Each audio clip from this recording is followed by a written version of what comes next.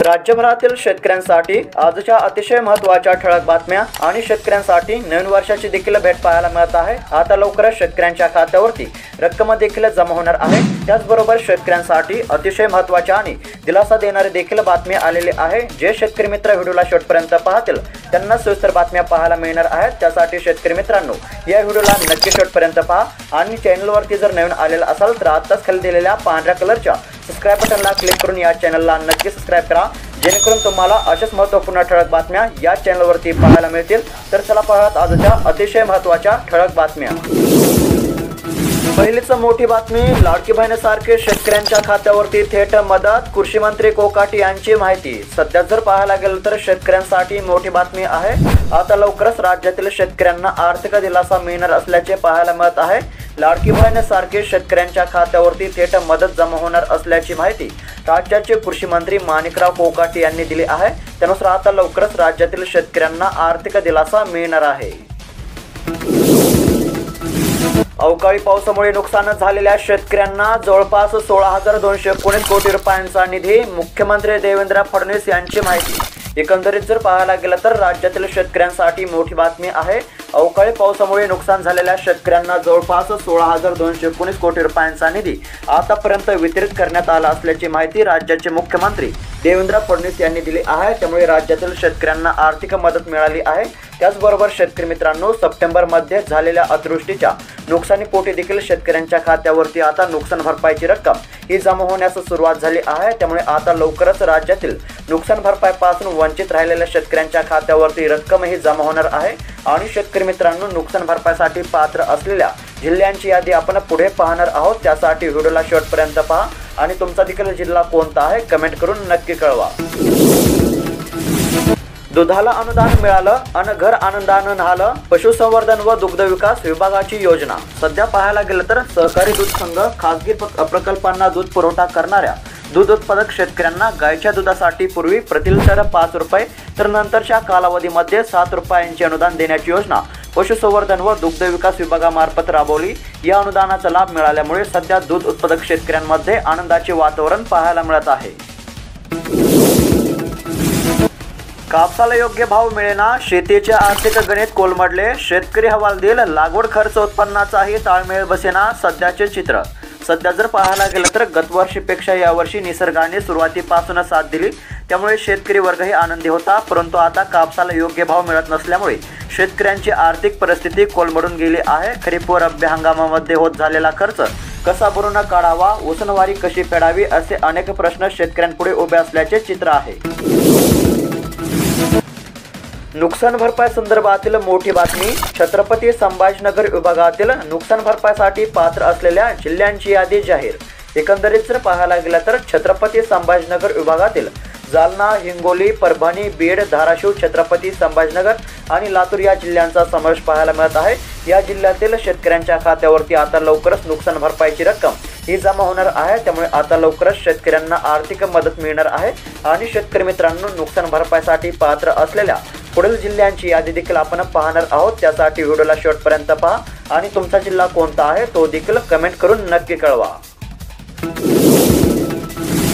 हमीभावाने soybean खरेदीसाठी नोंदणीला 6 जानेवारीपर्यंत मुदतवाढ। सध्या पाहायला गेलं तर आता सोयाबीन उत्पादक शेतकऱ्यांसाठी महत्त्वाची बातमी आहे। राज्य सरकारने हमीभावाने सोयाबीन खरेदीसाठी नोंदणीला आता 6 जानेवारीपर्यंत मुदतवाढ दिली आहे। याचा नक्कीच सोयाबीन उत्पादक शेतकऱ्यांना फायदा मिळेल। करोडो शेतकऱ्यांना केंद्राकडून नवीन वर्षाचे मोठे गिफ्ट, पहिल्याच कॅबिनेटमध्ये महत्त्वाचे निर्णय। सध्या जर पाहायला गेलं तर देशातील शेतकऱ्यांसाठी मोठी बातमी आहे। देशातील करोडो शेतकऱ्यांना केंद्राकडून नवीन वर्षाचे मोठे गिफ्ट असून पहिल्याच कॅबिनेटमध्ये महत्त्वाचे निर्णय झाले असल्याचे सध्या पाहायला मिळत आहेत। जर पाहायला गेलं तर पंतप्रधान नरेंद्र मोदी यांच्या अध्यक्षतेखाली झालेल्या मंत्रिमंडळ बैठकीमध्ये पंतप्रधान पीक विमा योजना आणि हवामानावर आधारित पीक विमा योजनेला 2025-26 पर्यंत सुरू ठेवण्यास मंजुरी देखील देण्यात आली आहे। त्याचबरोबर आता शेतकऱ्यांच्या खात्यावरती पीक विम्याची रक्कम देखील जमा होण्यास सुरुवात झाली आहे। त्यामुळे आता लवकरच देशातील शेतकऱ्यांना आर्थिक दिलासा मिळणार असल्याचे पाहायला मिळत आहे। 15 दिवसांमध्ये तुरीच्या दरांमध्ये 2000 रुपयांची घसरण. अकोट तालुक्यातील चित्र. ऐन हंगामामध्ये शेतकरी आर्थिक कोंडीमध्ये. सध्या जर पाहायला गेलं तर यावर्षी कपाशी सोयाबीन पिकाला सर्वात कमी भाव मिळाला. त्यावेळी तुरीचे भाव 10,000च्या घरामध्ये होते, परंतु शेतकऱ्यांच्या घरामध्ये तूर येण्याची वेळ येताच दरांमध्ये मोठी घसरण झाली असल्याचे पाहायला मिळत आहे. गत 15 दिवसांमध्ये तुरीचे दर 2000 रुपयांनी कमी झाले आहे. त्यामुळे शेतकरी आर्थिक कोंडीमध्ये सापडला असल्याचे चित्र आहे.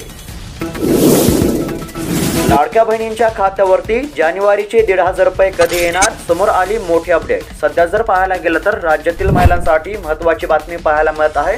लाडकी बहीण योजनेमध्ये महिलांना प्रत्येक हप्ता 1,500 रुपयांचा दिला जातो. त्याचबरोबर लाडकी बहीण योजनेमध्ये डिसेंबर महिन्याचा हप्ता हा राज्यातील महिलांच्या खात्यावरती जमा करण्यात देखील आला आहे. त्यानंतर आता जानेवारी महिन्याचा हप्ता कधी मिळणार याकडेच सर्व महिलांचे लक्ष लागले आहे. मात्र आलेल्या माहितीनुसार आता 15 जानेवारीपासून लाडक्या बहिणींच्या खात्यावरती जानेवारी महिन्याचा हप्ता हा जमा होऊ शकतो.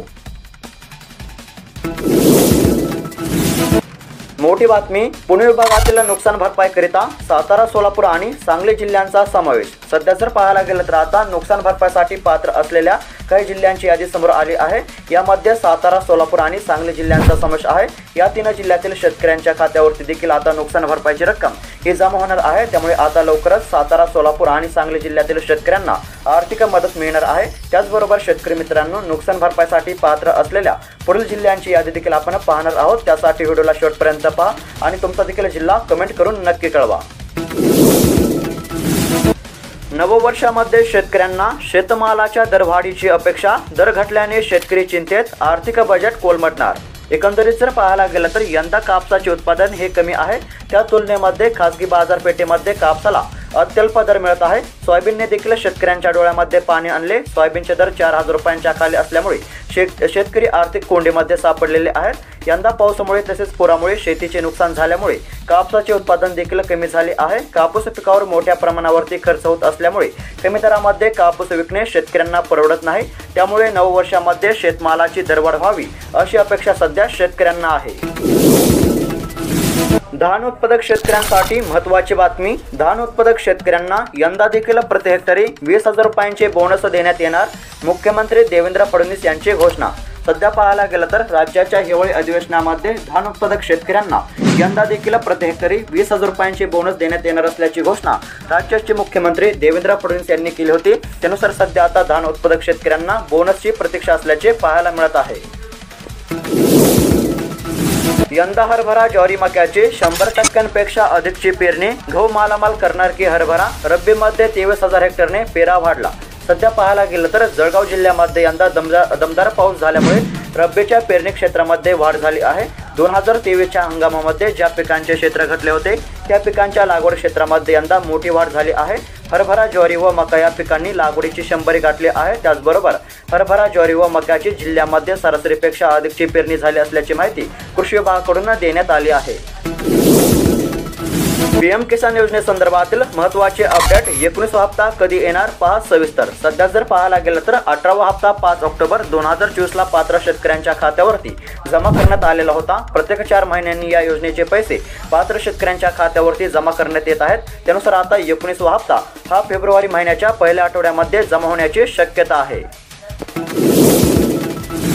मोठी बातमी. नाशिक विभागातील नाशिक, धुळे, नंदुरबार, जळगाव आणि अहिल्यानगर जिल्ह्याचा समावेश. लवकरच होणार नुकसान भरपाईचे वितरण.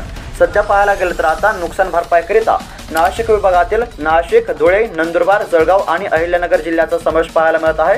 या जिल्ह्यातील शेतकऱ्यांच्या खात्यावरती आता लवकरच नुकसान भरपाईची रक्कम ही जमा होणार आहे. आणि शेतकरी मित्रांनो, अशाच महत्त्वपूर्ण बातम्या दररोज जाणून घेण्याकरिता आत्ताच खाली दिलेल्या सबस्क्राईब बटनला क्लिक करून या चॅनलला नक्की सबस्क्राईब करा. आणि तुमचा देखील जिल्हा कोणता आहे तो देखील कमेंट करून नक्की कळवा. भेटूयात पुढील व्हिडिओमध्ये. धन्यवाद.